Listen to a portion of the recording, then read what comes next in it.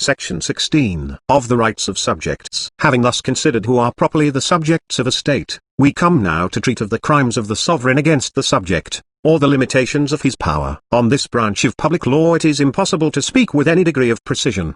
The duties of one subject to another are sufficiently ascertained by the laws of every country and the courts of justice, but there are no judges to determine when sovereigns do wrong. To suppose a sovereign subject to judgment, supposes another sovereign. In England it can be exactly ascertained when the king encroaches on the privileges of the people, or they on that of the king, but none can say how far the supreme power of king and parliament may go. In like manner where the absolute power of sovereignty is lodged in a single person, none can tell what he may not do, with accuracy. God is the only judge of sovereigns, and we cannot say how he will determine. All decisions on this subject have been made by the prevailing party, and never coolly by a court of justice, and can give us no light into the subject. Our best notions of it will arise from considering the several powers of government and their progress. In the beginning of society all the powers of government are exercised precariously. The majority may make war, but cannot force the minority to it. Though this power was the first that was exerted absolutely, the judicial power was much longer executed precariously than the federative. In every country the judges once only interposed as mediators, and sometimes the panel had his choice to refer his cause to the judge or to God, by combat, hot water, and, nay, if the sentence of the judge did not please the panel, he might challenge the judge to fight him in the court. In time, however, it became absolute. The legislative power was absolute whenever it was introduced, but it did not exist in the beginnings of society. It arose from the growth of judicial power. When the judicial power became absolute, the very sight of a judge was terrible, as life, liberty, and property depended on him. Tacitus tells us that Quintilius Varus, having conquered a part of the Germans, wanted to civilize them by erecting courts of justice, but this so irritated them that they massacred him and his whole army. To a rude people a judge is the most terrible sight in the world. When property was extended, it therefore became necessary to restrain their arbitrary decisions by appointing strict rules which they must follow. Thus the legislative power was introduced as a restraint upon the judicial. In Britain the king has the absolute executive and judicial power. However, the Commons may impeach his ministers,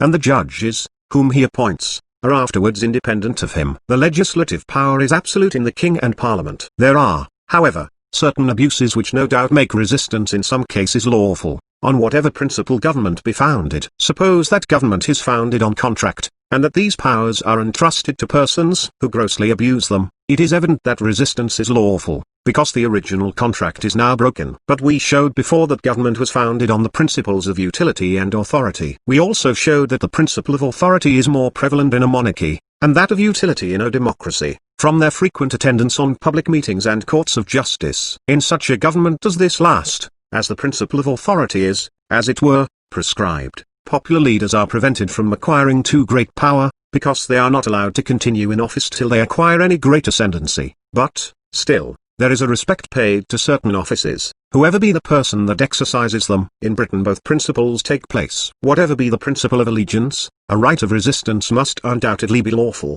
because no authority is altogether unlimited. Absurdity of conduct may deprive an assembly of its influence as well as a private person, and imprudent conduct will take away all sense of authority. The folly and cruelty of the Roman emperors make the impartial reader go along with the conspiracies formed against them. It is to be observed that the right of resistance is more frequently exerted in absolute monarchies than in any other, because one man is more apt to fall into imprudent measures than a number. In Turkey 8 or 10 years seldom pass without a change of government. The same degree of ill usage will justify resistance to a senate or body of men. It must be allowed that resistance is in some cases lawful, but it's excessively difficult to say what an absolute sovereign may do or may not do, and there are different opinions concerning it. Mr. Locke says that when a sovereign raises taxes against the will of the people resistance is lawful. But there is no country besides England where the people have any vote in the matter. In France the king's edict is all that is necessary, and even in Britain it is but a very figurative consent that we have, for the number of voters is nothing to that of the people. Exorbitant taxes no doubt justify resistance, for no people will allow the half of their property to be taken from them.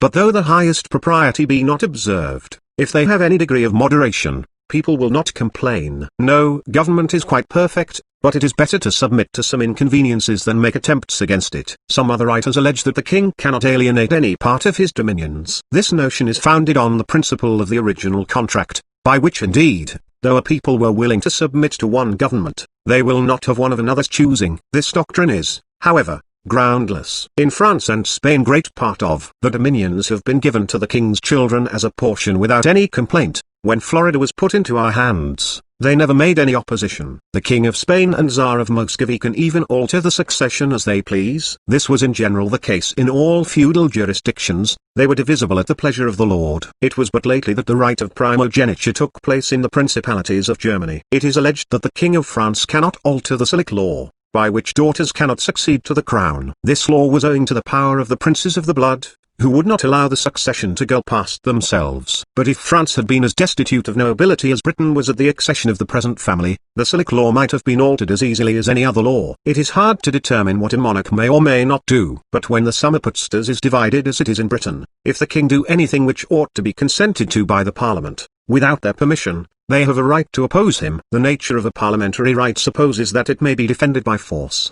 else it is no right at all. If the king impose taxes or continue them after the time is expired, he is guilty of breach of privilege. James II attempted some impositions of this sort upon importation. In the Petition of Right it is expressly appointed that the taxes shall not continue a moment after the time determined by Act of Parliament. When the Parliament saw the crown going to James II, who was a Roman Catholic, they appointed two tests, to wit, an abjuration of the Pope and the oath of supremacy, and that every person within 3 months after his acceptance of any office should take the sacrament after the form prescribed by the Church of England. King James employed Roman Catholics both in the army and privy council, and besides, appointed persons entirely unqualified to the treasury, and broke in upon the privileges of the universities. He also assumed the power of dispensing with the law in cases where he himself was no way concerned. Some of the bishops, merely for doing what every British subject has a right to do, to wit, remonstrating against such proceedings, were sent to the Tower. Nothing could more alarm the nation than this attack upon the bishops. One Sharp preached against popery,